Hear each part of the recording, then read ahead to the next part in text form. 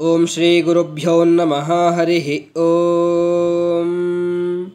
ओम क उश्रवत्कतमो यज्ञियानां वन्दारुदेवः कतमो जुषाते कस्येमां देवीममृते एषु प्रेष्ठां हृदि श्रेयेषामसुष्टुतिं सुहव्याम् को मृळाति कतम आगमिष्ठो देवानामुकतमः शम्भविष्ठः रथं कमा आहुर्द्रवदश्वमाशुंयं सूर्यस्य दुहिता वृणीता मक्षूहिष्मा गच्छत इव तोद्योनिन्द्रो न शक्तिं परितक्म्यायाम् दिव आजाता दिव्या सुपर्णकया शचीनां भवतः शचिष्ठा का वा आम्भूदुपमातिः कया न आश्विनागमथो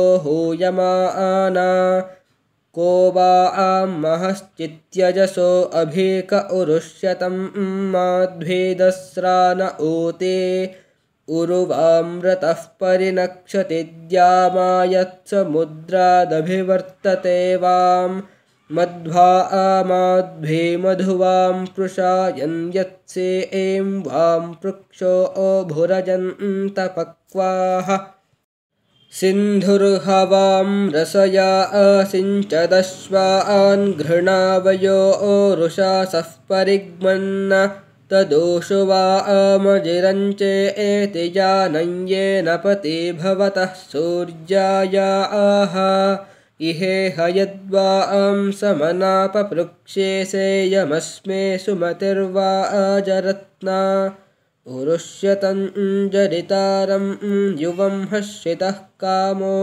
नासत्यायुभद्रिक ॐ शान्तिः शान्तिः शान्तिः। हरिः ओम।